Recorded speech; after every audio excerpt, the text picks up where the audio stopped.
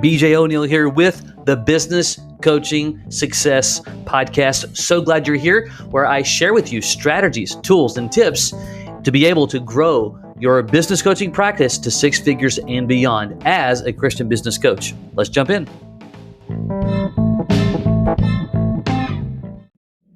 On this episode of the Business Growth Success Podcast, we're talking about embracing failure rapidly, but rising triumphantly.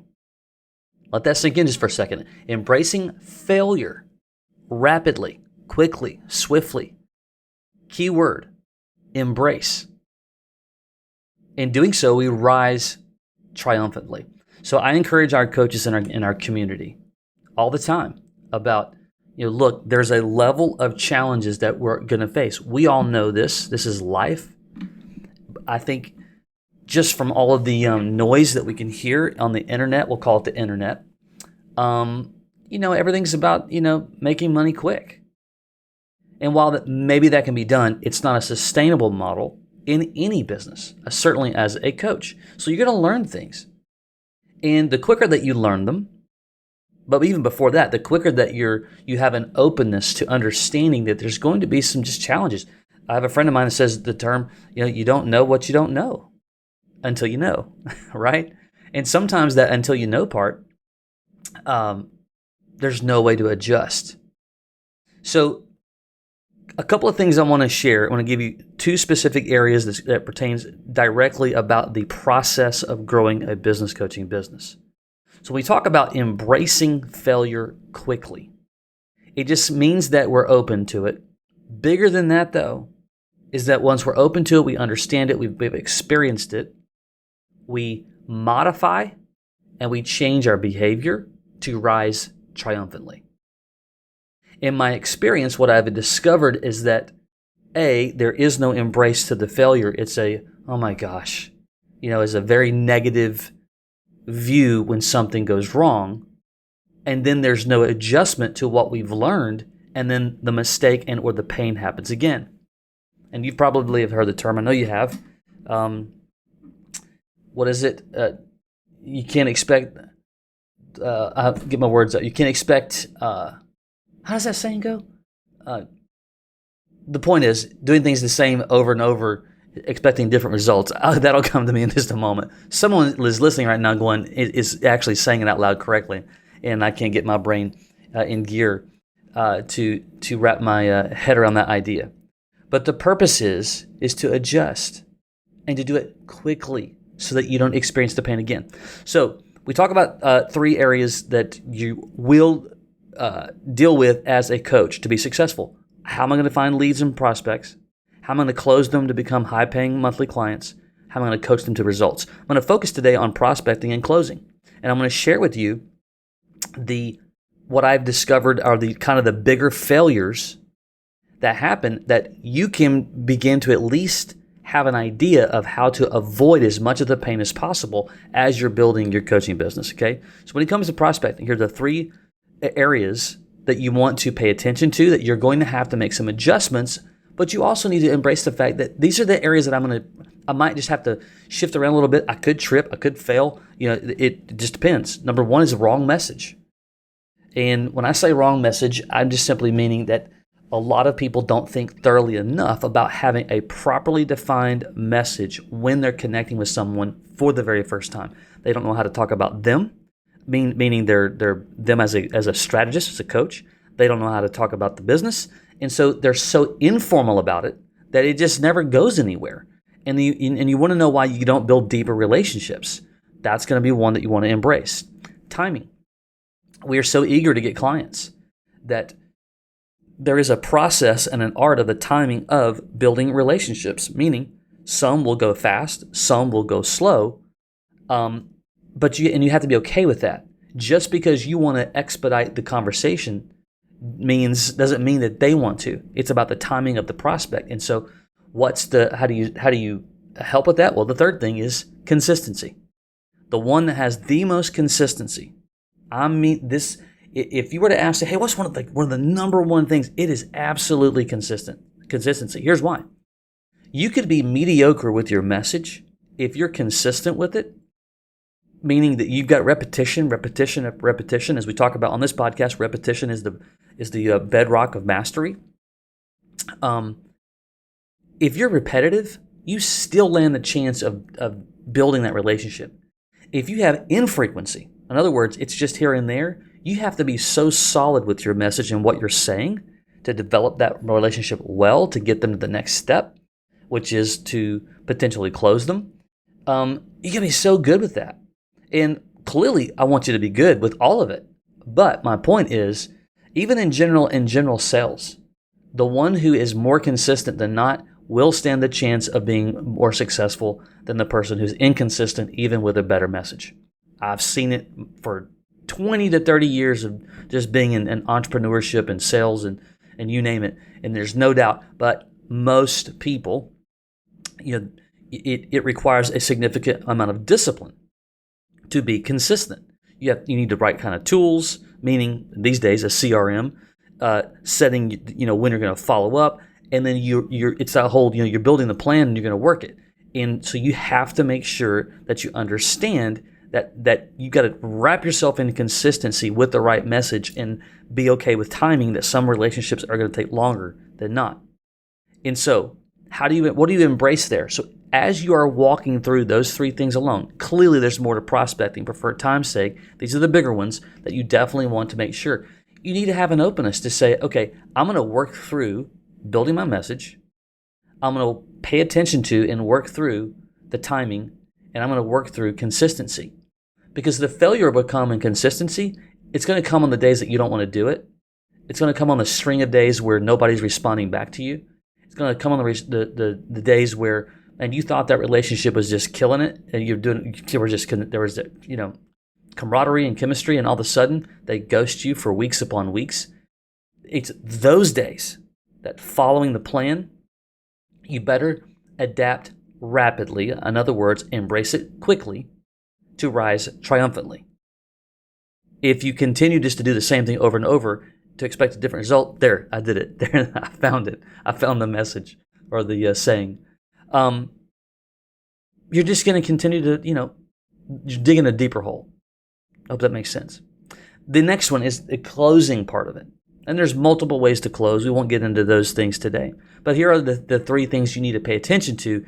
So just imagine on a piece of paper, you've got three columns. You have the prospecting column, you have the closing column, and you have the coaching column. And your goal is to move them through the funnel between prospecting, closing, and coaching. And so in the closing phase, if you use an assessment like we do in our coaching community, we use an assessment called the 100K Challenge, where we sit down and we show businesses how we can find them $100,000 in 45 minutes without them spending an additional dime on marketing or advertising, guaranteed. That's our elevator pitch, if you will. And that's our process. You may have a different process to get them to the closing table, we'll call it. Here's what I discovered that you need to embrace to work on is that you want to serve and not sell. You want your process to close them to communicate value, education, and service. If they sense that what you're doing is you're wanting to close them and you're wanting just to sell them, you're going to fail. And I mean that, and you're going to fail hard. So rather than, getting kicked down now, I'm just telling you right now not to do that. Embrace that right now to rise triumphantly. When you begin to understand how to serve them, when you begin to understand how to add value, when you begin to understand, how to create deep relationship that's about them, which is the next thing about it. You make the closing process about them. So in our coaching community, in that case, the assessment is all about them, their business, their numbers, their financials, and how we're going to help them. We say nothing about, here are the reasons why you should hire a business coach. Because A, no one cares. So don't use that jargon. No one cares. Because it's about us at that point. And they're not ever going to hire you if you make it about you. Don't be tone deaf. Don't be tone deaf. Make it about them. Make the process about them. Here's a very simple way to make conversations in the closing phase about them. Let's say you've moved them from the prospecting phase They're talking with you at a deeper level, whether it's a presentation, an assessment, whatever it is for you. And in that process is that when you care about the business, let's just say, they own a roofing company or whatever. And as you're paying attention to the roofing industry, perhaps you may come across an article, you saw something on social media, super easy to find these things these days, you know that. And you were to send that to them. And maybe it was, I'm making something up, but you come across an article that's 10 reasons why the roofing industry will have a 12% increase, in 2024 or whatever, right? So that's a value piece. That's about them. Hey, saw this, thought of you. You thought about them. They'll know that. It was a connection point, so another way to communicate with them. And what you didn't do is you didn't send anything that, hey, just wanted to check in and talk about, how I can help you. That's going to be a part of the process. Don't make it about you. Make it about them. And then finally, the thing that you got to get good at, that you're going to find failure if you don't embrace it quickly to rise triumphantly, make the ask. So many people, they just spend too much time not making the ask. And I'll talk to our coaches all the time. So you're telling me about, this potential opportunity. How's it going? Well, and they'll weave around and don't dodge and weave. Get to the point. Look, your prospects, they're busy. And by the way, as you're engaging with them, and even like in our case where there's an assessment, they know why we're in this assessment.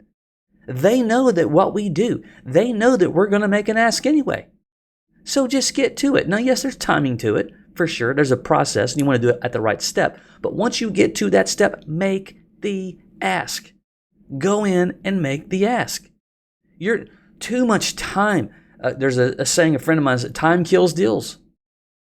And you're going to kill the opportunity. They're going to find somebody else. I've seen this happen so many times where a coach will say, well, I thought things were going great, and then all of a sudden they let me know they're going to be working with somebody else who's in coaching, and I'll help them understand the reason why that happened. You heightened their sense of awareness, you got them excited, and guess what? A competitor came in and made the ask, and you didn't. Get to the point.